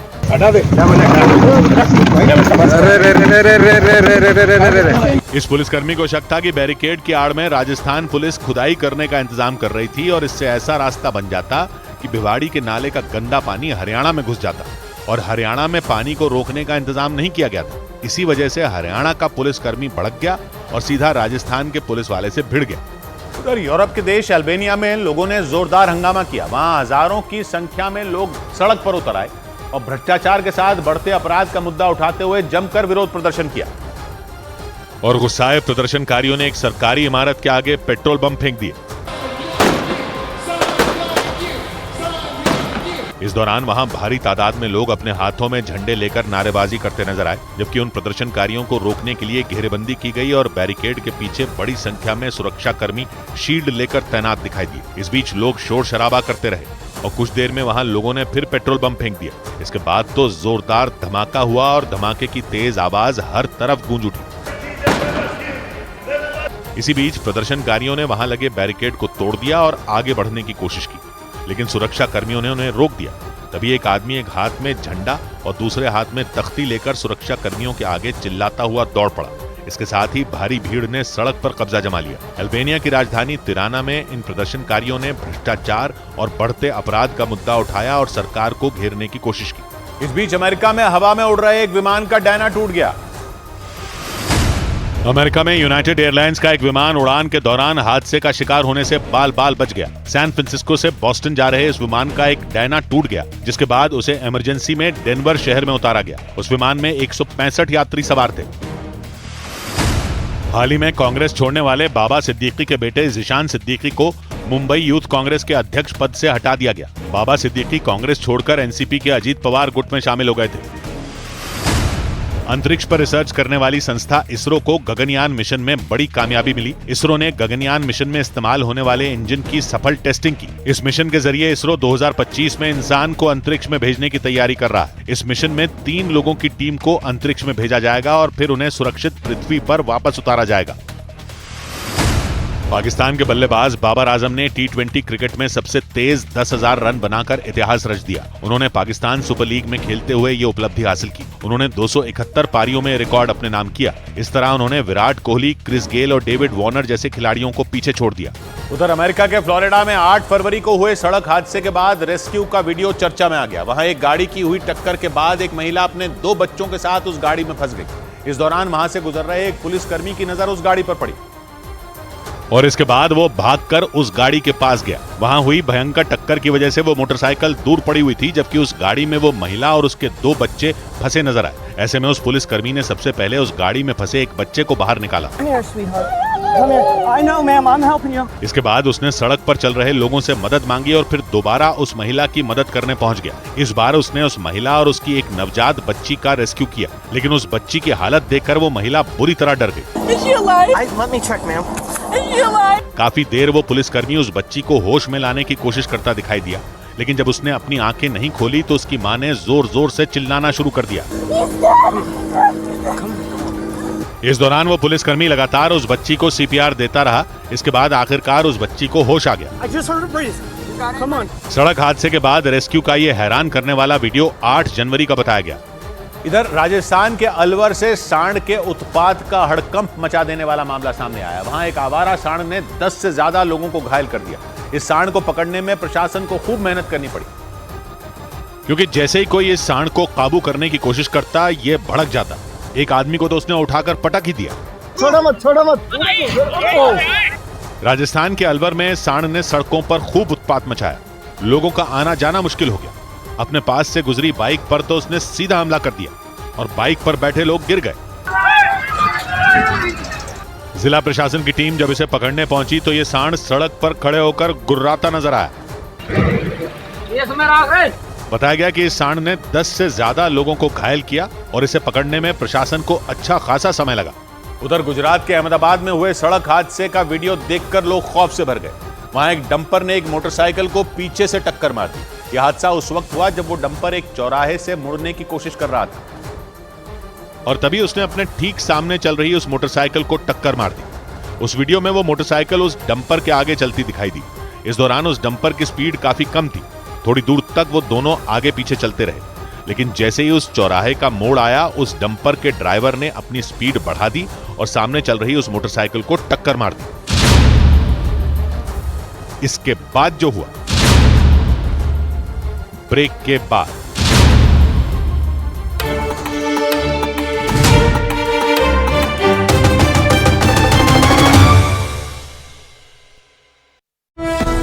किसान आंदोलन के 9वें दिन हरियाणा और पंजाब के बीच मौजूद शंभू बॉर्डर पर किसानों और पुलिस के बीच जमकर बवाल हुआ। दिल्ली जाने की जिद पर अड़े किसानों ने जैसे ही हरियाणा की तरफ कूच किया, पुलिस एक्शन में आ गई। किसानों के जत्थे को रोकने के लिए पुलिस ने उन पर बिना देरी किए आंसू गैस के गोले दागने शुरू कर दिए और हरियाणा पुलिस ने 1-2 नहीं बल्कि प्रदर्शन कर रहे किसानों पर आंसू गैस के गोलों की झड़ी लगा दी। वहां दागे गए आंसू गैस के गोले प्रदर्शनकारी किसानों के बीच किसी बम की तरह फटते नजर आए। जमीन से टकराते ही वहां न सिर्फ बेहिसाब धुआं उठा, बल्कि आंसू गैस के गोलों के फटने की आवाज से पूरा इलाका थर्रा गया। पुलिस के इस एक्शन को देखकर ऐसा लगा जैसे वहां कोई जंग छिड़ गई। किसानों और पुलिस के बीच के इस टकराव की वजह से शंभू बॉर्डर 2 देशों के बीच मौजूद किसी सरहद की तरह दिखाई दिया, क्योंकि एक तरफ हजारों की संख्या में किसान दिल्ली जाने के लिए आगे बढ़ने की कोशिश करते दिखे, तो दूसरी तरफ उन्हें रोकने के लिए हरियाणा पुलिस ने वहां अपनी पूरी ताकत झोंक दी। हालात तब बेकाबू हो गए जब किसानों का जत्था बॉर्डर पर लगाए बैरिकेड की तरफ बढ़ता दिखा। इसके बाद पुलिस ने बिना देर किए उन पर आंसू गैस के गोलों की बारिश शुरू कर दी। पुलिस की इस कार्रवाई से प्रदर्शनकारी किसानों के बीच भगदड़ मच गई। वहां से आई एक तस्वीर में आंसू गैस के गोलों से बचने के लिए प्रदर्शन कर रहे लोग भागते हुए नजर आए। हालांकि इसके बाद भी वहां कुछ प्रदर्शनकारी खड़े रहे और इस दौरान उनके आसपास आसमान से आंसू गैस के गोले गिरते रहे और उसकी वजह से वहां अफरा तफरी मच गई। इस दौरान वहां मौजूद न्यूज 18 की टीम ने जान पर खेलकर उस पूरे मंजर को अपने कैमरे में कैद किया।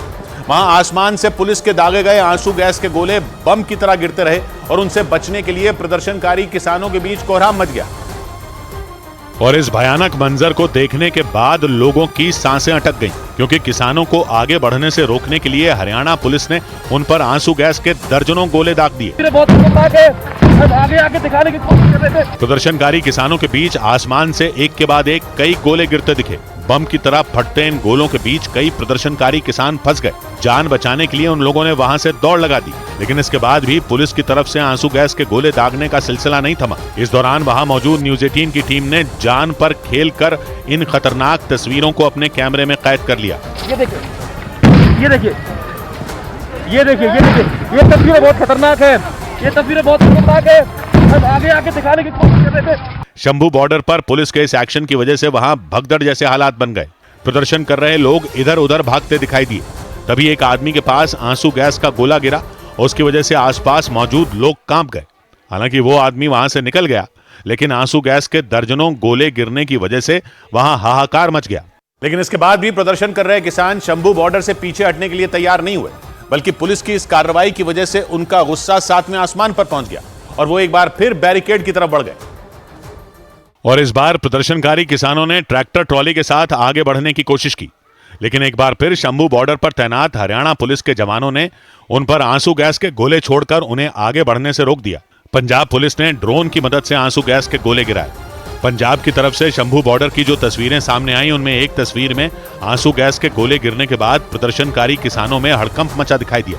शंभू बॉर्डर पर मैं मौजूद हूं और आप देखेंगे कि मेरे दोनों तरफ वो रास्ता है जो हरियाणा की सीमा की ओर जाता है पंजाब से। फिलहाल यहाँ पर लगातार आंसू गैस के गोले हरियाणा पुलिस की तरफ से किसानों के ऊपर छोड़े जा रहे हैं। आंसू गैस से बचने के लिए प्रदर्शनकारी वहां से निकलने की कोशिश करते नजर आए, लेकिन वहां भीड़ इतनी ज्यादा थी कि लोग चाहकर भी वहां से नहीं निकल पाए।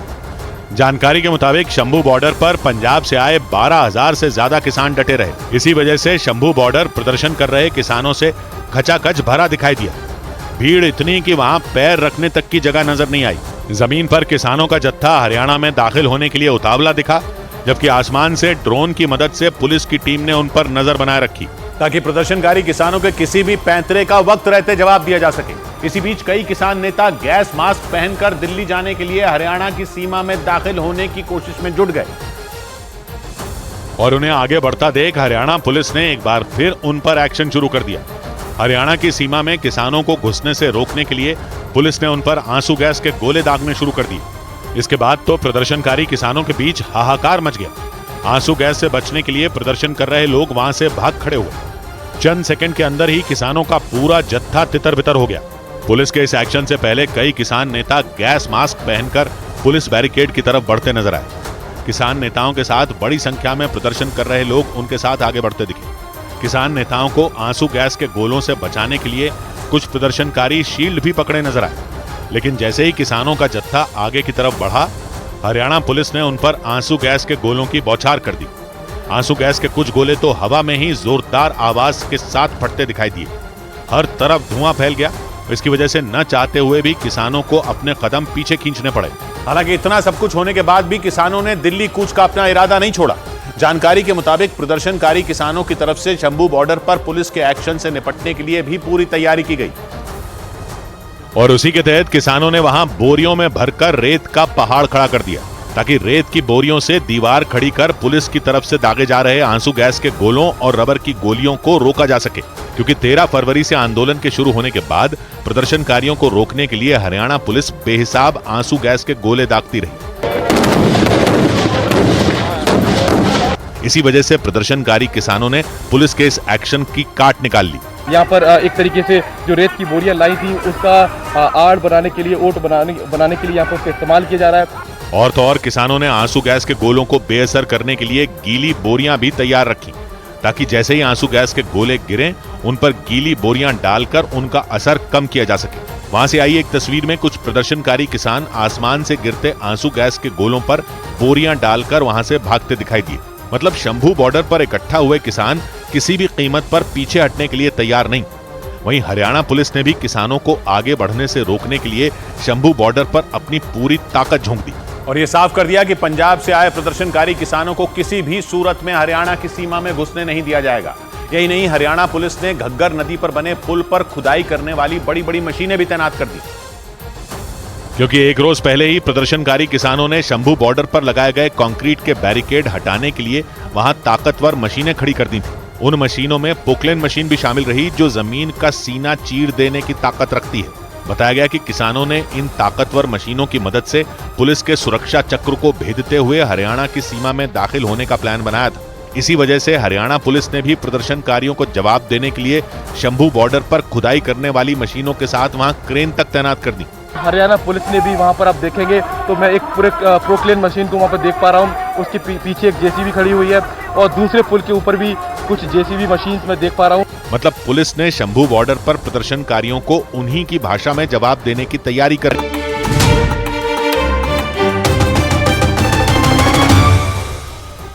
गुजरात के अहमदाबाद में हुए सड़क हादसे का वीडियो देखकर लोग खौफ से भर गए। वहां एक डंपर ने एक मोटरसाइकिल को पीछे से टक्कर मार दी। यह हादसा उस वक्त हुआ जब वो डंपर एक चौराहे से मुड़ने की कोशिश कर रहा था और तभी उसने अपने ठीक सामने चल रही उस मोटरसाइकिल को टक्कर मार दी। उस वीडियो में वो मोटरसाइकिल उस डंपर के आगे चलती दिखाई दी। इस दौरान उस डंपर की स्पीड काफी कम थी। थोड़ी दूर तक वो दोनों आगे पीछे चलते रहे, लेकिन जैसे ही उस चौराहे का मोड़ आया उस डंपर के ड्राइवर ने अपनी स्पीड बढ़ा दी और सामने चल रही उस मोटरसाइकिल को टक्कर मार दी। लेकिन इसके बाद भी वो रुका नहीं, बल्कि उस मोटरसाइकिल को रौंदता हुआ आगे बढ़ गया। वो डंपर उसे कुचलता हुआ थोड़ी दूर तक चला गया। यह हादसा देखते ही वहां लोगों की भीड़ जमा हो गई और उन्होंने उस मोटरसाइकिल पर सवार दोनों लोगों को अस्पताल में भर्ती करवाया। हादसे के बाद की जो तस्वीरें आई उनमें वो मोटरसाइकिल पूरी तरह चकनाचूर नजर आई। बताया गया कि इस हादसे में एक आदमी की मौत हो गई जबकि दूसरा गंभीर रूप से घायल हो गया। उधर राजस्थान के अजमेर में पुलिस ने फिल्मी अंदाज में 2 बदमाशों को पकड़ लिया। पुलिस और बदमाशों के बीच हुई इस भिड़ंत का वीडियो देखकर लोग दंग रह गए, क्योंकि उस वीडियो में पुलिस और बदमाश गुत्थम गुत्था होते नजर आए। पुलिस की टीम ने 2 बदमाशों को घेर कर दबोच लिया। इसके बाद जब उन बदमाशों ने भागने की कोशिश की तो पुलिस ने उन्हें जमीन पर गिराकर जकड़ लिया। इस दौरान उनमें एक बदमाश ने बंदूक निकाल ली। उसे देखकर उस इलाके में मौजूद लोगों के बीच अफरा तफरी मच गई। बीच सड़क पर पुलिस और बदमाशों में भिड़ंत देखकर लोगों के होश उड़ गए। काफी देर तक तो लोगों को समझ ही नहीं आया कि आखिर वहां क्या हो रहा है। कौन से चोर घूम रहे हैं यहाँ पे यार? वो छीन ली गन। पुलिस के मुताबिक उन बदमाशों ने भागने के लिए पुलिस पर फायरिंग कर दी थी। इसके जवाब में पुलिस ने भी उन पर गोलियां चलाईं और आखिरकार उन्हें गिरफ्तार कर लिया गया। बदमाश ने पिस्टल निकालकर 3 राउंड पुलिस टीम पर फायरिंग की। बताया गया कि केरल पुलिस उन 2 बदमाशों को पकड़ने के लिए अजमेर आई थी। इस दौरान जब उन बदमाशों की लोकेशन का पता चला तो पुलिस ने उन्हें बीच बाजार में घेर कर दबोच लिया। इस बीच महाराष्ट्र के बुल्ढाना में मरीजों के इलाज का जो वीडियो सामने आया उसे देखकर लोग हैरत में पड़ गए। बताया गया कि एक कार्यक्रम में परोसे गए खाने को खाकर कई लोग बीमार पड़ गए थे। इसके बाद उन लोगों को इलाज के लिए पास के अस्पताल ले जाया गया और वहां इलाज के लिए उन लोगों को सड़क पर ही लिटा दिया गया। वहां से जो वीडियो सामने आया उसमें सड़क पर सैकड़ों लोग लेटे नजर आए और हवा में रस्सियों के सहारे ढेर सारी ग्लूकोज की बोतलें लटकी दिखाई दी।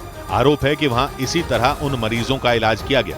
इस दौरान उन मरीजों के साथ आए लोगों ने भी वहां डेरा डाल लिया। बताया गया कि एक कार्यक्रम में खाना खाने के बाद करीब 300 लोग बीमार पड़ गए थे। इसके बाद इलाज के लिए उन्हें पास के ही एक अस्पताल ले जाया गया। आरोप है कि उस अस्पताल में नहीं डॉक्टर थे और नहीं इतने मरीजों के इलाज के लिए बंदोबस्त था। ऐसे में उन मरीजों को उस अस्पताल के बाहर वाली सड़क पर ही लटा दिया गया और इलाज के लिए रस्सी के सहारे ग्लूकोज की बोतलें लटका दी गई। उधर बिहार के लखीसराय में सड़क हादसे में 8 लोगों की जान चली गई। बिहार के लखीसराय में एक दर्दनाक सड़क हादसे में 8 लोगों की मौत हो गई और 6 लोग बुरी तरह घायल हो गए। वहां एक ऑटो को सामने से आ रहे एक ट्रक ने जोरदार टक्कर मार दी। इस हादसे के बाद वो ऑटो पूरी तरह तहस नहस हो गया। इसमें अबाउट 13-14 व्यक्ति सवार थे, जिसमें 8 व्यक्ति की स्पॉट डेथ हो गई है। मध्य प्रदेश के खंडवा में 3 महिलाओं ने मिलकर एक लड़के की चप्पलों से बुरी तरह पिटाई कर दी। बताया गया कि वो तीनों महिलाएं अतिक्रमण के खिलाफ हो रही कार्रवाई का विरोध कर रही थी। इतने में वहां से गुजर रहे उस लड़के से उन तीनों महिलाओं की बहस हो गई। इसके बाद उन्होंने उस लड़के की जमकर पिटाई कर दी। भारतीय महिला फुटबॉल टीम ने टर्किश विमेंस कप के अपने पहले मैच में यूरोप के देश एस्टोनिया की टीम को 4-3 से हरा दिया। ये भारतीय महिला टीम की यूरोप की किसी टीम के खिलाफ पहली जीत है। ऑस्ट्रेलिया ने एक बेहद रोमांचक मुकाबले में न्यूजीलैंड पर 6 विकेट से जीत हासिल कर ली। ऑस्ट्रेलिया के टिम डेविड ने मैच के आखिरी गेंद पर चौका मारकर अपनी टीम को जीत दिलाई। इसी के साथ ऑस्ट्रेलिया ने 3 T20 मैचों की इस सीरीज में 1-0 की बढ़त ले ली।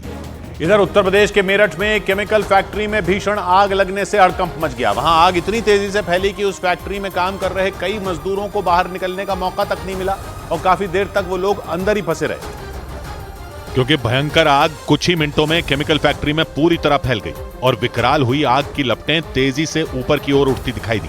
ऐसा लगा मानो धधकती लपटें फैक्ट्री की छत को ही उखाड़ देंगी। कुछ देर बाद तो वहां सिर्फ आग की तेज रोशनी और काला धुआं दिखाई दिया। इस बीच फैक्ट्री में रुक रुक कर धमाके भी होते रहे और फैक्ट्री के बाहर मौजूद लोगों में चीख पुकार मच गई, क्योंकि आसपास लोगों को कुछ दिखाई नहीं दे रहा था। हर तरफ धुएं ने कब्जा कर लिया था। इतना ही नहीं, फैक्ट्री के ऊपर देखने पर ऐसा लगा जैसे आसमान में घने बादल मंडरा रहे हों। इस दौरान आग बुझाने के लिए दमकल की 12 गाड़ियां भी वहां पहुंच चुकी थीं, लेकिन धुएं ने दमकल कर्मियों का सांस लेना भी मुश्किल कर दिया। हालांकि कुछ घंटों के बाद आग पर काबू पा लिया गया। इस बीच हरियाणा के करनाल में हुए एक भीषण हादसे के बाद के रेस्क्यू का वीडियो सुर्खियों में आ गया। वहां एक टैंकर का बैलेंस बिगड़ने के बाद वो डिवाइडर को तोड़ते हुए सड़क के दूसरी तरफ चला गया, जहां उसकी टक्कर एक ट्रक से हो गई और टक्कर होते ही वो टैंकर पलट गया। लेकिन लोगों की सांसें तब अटक गईं जब उस टैंकर के पलटने के बाद ड्राइवर समेत 2 लोग फंस गए। इसके बाद आसपास के लोग वहां आ गए और उन दोनों को बचाने में जुट गए। तस्वीरों में वो टैंकर पलटा नजर आया और कुछ लोग उसमें फंसे लोगों को बाहर की तरफ खींचते दिखाई दिए। इस दौरान एक आदमी को निकाल लिया गया, जबकि उसका ड्राइवर वहीं फंसा रह गया। काफी देर तक कोशिश करने के बाद भी जब वो बाहर नहीं आया तो वहां क्रेन बुलाई गई। उस क्रेन की मदद से करीब 1.5 घंटे की कड़ी मशक्कत के बाद उस ड्राइवर को बाहर निकाल लिया गया। बताया गया कि वो टैंकर करनाल की तरफ से आ रहा था। इस दौरान एक दूसरी गाड़ी ने उसे ओवरटेक करने की कोशिश की। इसकी वजह से उसका बैलेंस बिगड़ा और वो सड़क के दूसरी तरफ आ गया, जहां एक ट्रक से टकराने के बाद वो पलट गया। उधर चीन में जारी लगातार बर्फबारी लोगों के लिए जान का खतरा बन गई। वहां बर्फबारी की वजह से सड़कों पर इस कदर फिसलन बढ़ गई कि गाड़ियों का चलना तक मुश्किल हो गया और चलते चलते गाड़ियां फिसलती दिखाई दी। वीडियो में पीले रंग की एक गाड़ी सीधे चलते हुए अचानक फिसलती नजर आई। वो गाड़ी बीच सड़क में घूमते हुए वहां खड़ी दूसरी गाड़ियों से टकरा गई। इसे देखकर दूसरी गाड़ियों की रफ्तार भी थम गई। वहां मौजूद लोग इस हादसे से संभल ही रहे थे कि तभी वहां सफेद रंग की एक दूसरी गाड़ी आ गई और वो भी आगे जाकर उन गाड़ियों से भिड़ गई। इसके बाद तो किसी को कुछ समझ ही नहीं आया। बर्फबारी के बाद बढ़ी फिसलन से एक के बाद एक कई गाड़ियां चलते चलते बीच सड़क पर घूम गई। इसे देखकर लोगों के होश उड़ गए और सड़क पर लोगों की भीड़ जमा हो गई। बताया गया कि इस हादसे में उन गाड़ियों में सवार कई लोग घायल हो गए, जबकि उन गाड़ियों को भी भारी नुकसान हुआ। लेकिन ये हाल चीन के सिर्फ एक प्रांत का नहीं है। वहां के ज्यादातर हिस्से बर्फबारी की चपेट में आ गए और इसकी वजह से वहां हालात इतने ज्यादा बिगड़ गए कि लोग अपने ही घरों में कैद हो गए, क्योंकि वहां की सड़कों पर कई फीट तक बर्फ जमा हो गई और उसकी वजह से कई गाड़ियां सड़कों पर फंस गईं। बताया गया कि बर्फ जमा होने की वजह से वहां के 200 से ज्यादा रास्ते बंद कर दिए गए। इसकी वजह से लोगों का घरों से निकलना ही मुश्किल हो गया। हालांकि वहां युद्ध स्तर पर बर्फ हटाने का काम किया गया, लेकिन इसके बाद भी कई इलाके ऐसे हैं जहां बर्फ ने अपना कब्जा ही जमा लिया। सड़कों के अलावा वहां की ट्रेन सेवा भी बुरी तरह प्रभावित हो गई। रेलवे ट्रैक पर बर्फ जमने की वजह से कई ट्रेनें देरी से चल रही थीं। ऐसे में वहां के ज्यादातर रेलवे स्टेशन लोगों से भरे नजर आए। लेकिन चीन के लोगों की मुश्किलें जल्द खत्म होती नहीं दिख रही, क्योंकि वहां के मौसम विभाग के मुताबिक वहां 26 फरवरी तक भारी बर्फबारी का कहर जारी रहेगा। इधर दिल्ली के द्वारका में एक इमारत में भीषण आग लग गई। दिल्ली के द्वारका सेक्टर 10 में एक 5 मंजिला इमारत में आग लगने से दहशत मच गई। इसके बाद तीसरी मंजिल से एक महिला और उसकी बेटी ने छलांग लगा दी, लेकिन इमारत के नीचे मौजूद लोगों ने कंबल की मदद से उन दोनों को बचा लिया। पाकिस्तान में नवाज शरीफ की पार्टी PMLN और बिलावल भुट्टो की पार्टी PPP ने ऐलान कर दिया कि वो मिलकर सरकार बनाएंगे। नई गठबंधन सरकार के लिए जो फॉर्मूला तय किया गया, उसके मुताबिक शहबाज शरीफ फिर पाकिस्तान के PM बनेंगे तो बिलावल भुट्टो की पार्टी से राष्ट्रपति बनाया जाएगा। रूस में पुतिन के कट्टर विरोधी बताए जाने वाले विपक्षी नेता अलेक्सी नावाल्नी की मौत पर अमेरिका ने सवाल खड़े किए। इसके साथ ही अमेरिकी राष्ट्रपति बाइडेन ने रूस पर नए प्रतिबंध लगाने के भी संकेत दे दिए। अमेरिका यूक्रेन जंग की वजह से पहले ही रूस पर कई तरह की पाबंदियां लगा चुका है। I told you we'd be announcing sanctions on Russia. We'll have a major package announced on Friday. अमेरिकी मीडिया कंपनी ब्लूमबर्ग ने दावा किया कि रूस अगले कुछ महीनों में अंतरिक्ष में न्यूक्लियर हथियारों की तैनाती कर सकता है। ब्लूमबर्ग के मुताबिक उन हथियारों के जरिए रूस अपने दुश्मनों की सेना के इस्तेमाल में आने वाली सैन्य सैटेलाइटों पर हमला करने की फिराक में है। उधर उत्तर प्रदेश के रायबरेली में टोल प्लाजा पर ताबड़तोड़ फायरिंग से हड़कंप मच गया। पुलिस के मुताबिक कार सवार कुछ बदमाश बिना टोल दिए वहां लगे बैरियर को तोड़कर जाने लगे। इसके बाद टोल प्लाजा के कर्मचारियों ने उन्हें रोका तो बदमाशों ने पिस्तौल निकाली और टोल कर्मचारियों को निशाना बनाकर फायरिंग कर दी। करीब 1.5 मिनट के सीसीटीवी वीडियो में टोल बूथ से करीब 20 मीटर आगे सफेद रंग की एक कार खड़ी नजर आई। थोड़ी ही देर बाद एक आदमी उस कार से उतरा और टोल बूथ की तरफ पिस्तौल तानकर तेजी से दौड़ता दिखाई दिया। इसके बाद उसी कार से एक दूसरा आदमी भी पिस्तौल के साथ उतरा और दूसरे टोल बूथ की तरफ बढ़ता दिखाई दिया। थोड़ी देर बाद काली जैकेट पहना हुआ पहला बदमाश कार की तरफ लौट गया, लेकिन दूसरा आरोपी पहले वाले टोल बूथ की तरफ पिस्तौल लहराते हुए पहुंचा और गोली चला दी। इसके बाद पहला आरोपी भी कार से उतरकर आ गया। उसने भी पिस्तौल दिखाकर टोल कर्मचारियों को धमकाना शुरू कर दिया। फायरिंग करने और धमकी देने के बाद दोनों बदमाश वहां से फरार हो गए। बताया गया कि दोनों आरोपी प्रतापगढ़ जिले के रहने वाले हैं और हिस्ट्री शीटर हैं। इस बीच गुजरात के राजकोट में एक लड़के के साथ बेरहमी से मारपीट का मामला सामने आया। मामूली विवाद के बाद कुछ लड़कों ने उस लड़के पर हमला कर दिया और उसे जमीन पर पटक दिया। हमला कर रहा एक आरोपी उस लड़के के सिर को जमीन से टकराने की कोशिश करता दिखाई दिया, जबकि सफेद टी शर्ट में खड़ा दूसरा हमलावर उस पर लात से हमले करता दिखा। इस दौरान पीछे से आया एक लड़का हमलावरों को उस लड़के की पिटाई करने से रोकता दिखाई दिया, लेकिन हमलावरों ने उस लड़के को वहां बने चबूतरे से नीचे गिरा दिया। हालांकि थोड़ी देर बाद वो लड़का खड़ा हो गया और अपनी शर्ट के बटन बंद करता दिखाई दिया। इसी दौरान एक हमलावर ने उसके मुंह पर जोरदार घूंसा मार दिया। घूंसा लगते ही वो लड़का बुरी तरह घायल हो गया। 19 साल के उस लड़के की पिटाई करने के बाद चारों हमलावर मोटरसाइकिल से बड़े आराम से वहां से फरार हो गए। इधर ऋषभ पंत ने जल्द मैदान में वापसी के संकेत दिए। विकेटकीपर बल्लेबाज ऋषभ पंत ने क्रिकेट के मैदान पर वापसी कर ली। उन्होंने आईपीएल में अपनी टीम दिल्ली कैपिटल्स के अभ्यास मैच में हिस्सा लिया। दिसंबर 2022 में कार हादसे में घायल होने की वजह से वो लंबे वक्त तक क्रिकेट से दूर रहे।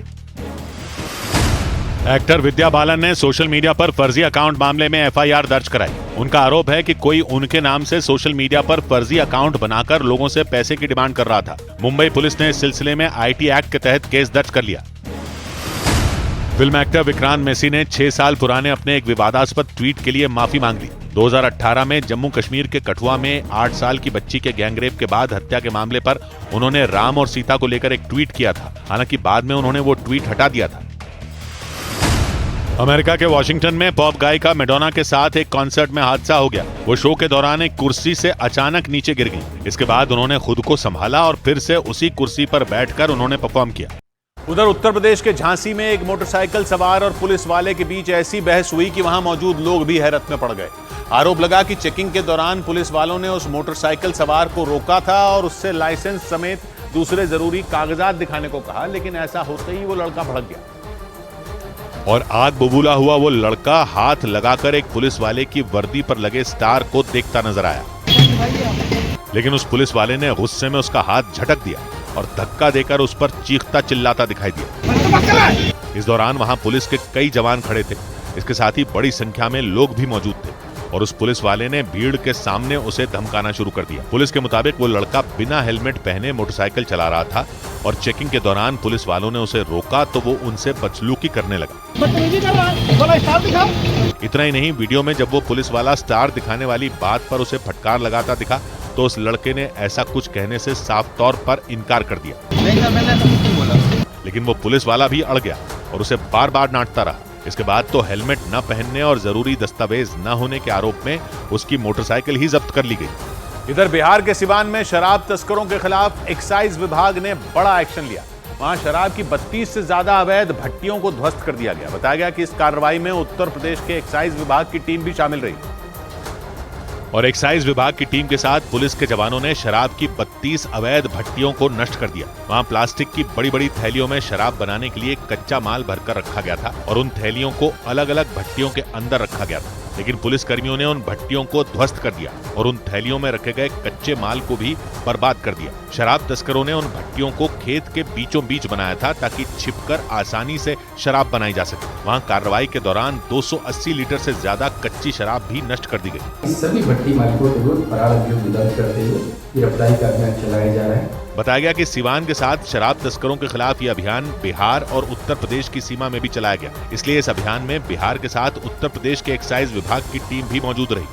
उधर गाजा पट्टी में जारी बमबारी के बीच फिलिस्तीन के एक पत्रकार का एक वीडियो सोशल मीडिया पर वायरल हो गया, क्योंकि उस वीडियो में वो आसमान से गिरते बमों के बीच भागते नजर आए।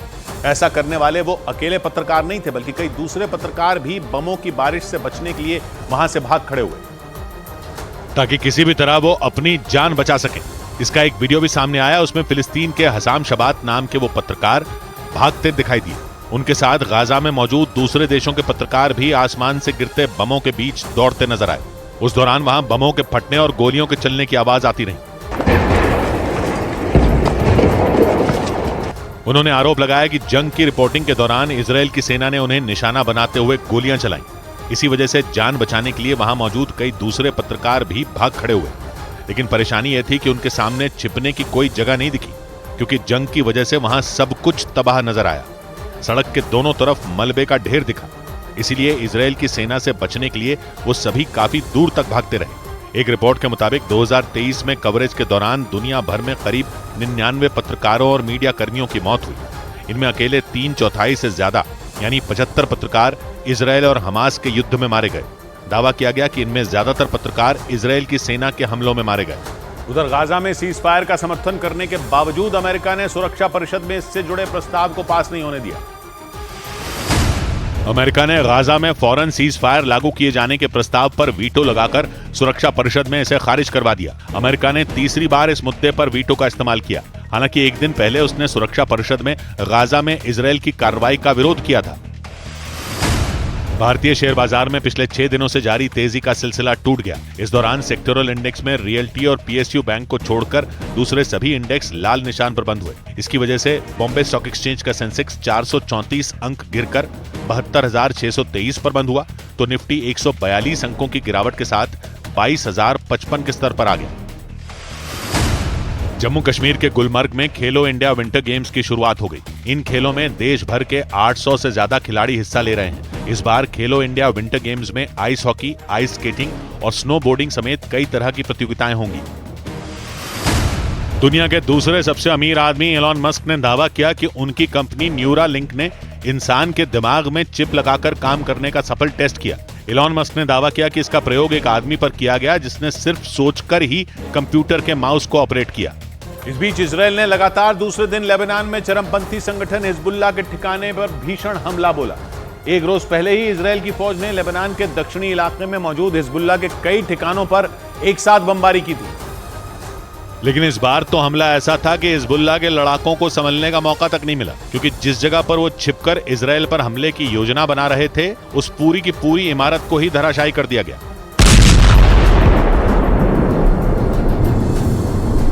इजरायल की सेना के मुताबिक जैसे ही उसको यह खबर मिली कि दक्षिणी लेबनान के एक और ठिकाने पर बड़ी संख्या में हिजबुल्लाह के लड़ाके जमा हैं, हमले की तैयारी शुरू कर दी गई। इसके बाद इजरायल के लड़ाकू विमानों ने उड़ान भरी और उनकी नजर हिजबुल्लाह के उस ठिकाने पर जम गई और जैसे ही इशारा मिला, बमों से ऐसा धावा बोला गया कि वो इमारत पल भर में धूल के गुबार में बदल गई। इजरायल ने दावा किया कि उसके इस हमले में हिजबुल्लाह के कई लड़ाकों की मौत हो गई। ये इजरायल का लगातार दूसरे दिन हिजबुल्लाह पर बड़ा हमला था। एक रोज पहले ही उसकी सेना ने एक साथ हिजबुल्लाह के कई ठिकानों को हमला कर धराशायी कर दिया था। आशाओं की फसल कभी बेकार नहीं होती। आशाओं की फसल कभी बेकार नहीं होती। अपने आंगन में कोई दीवार नहीं होती। तो बात की एक बात कही रंजना ने, लंका से हिमगिरी जा हनुमत औषधि लाते हैं, स्वामी भक्त को दर्शन की दरकार नहीं होती। मिलते हैं कल, घड़ी जब इशारा करेगी 9 बजे रात का, और फिर होगा 100 बात की बात। नमस्कार।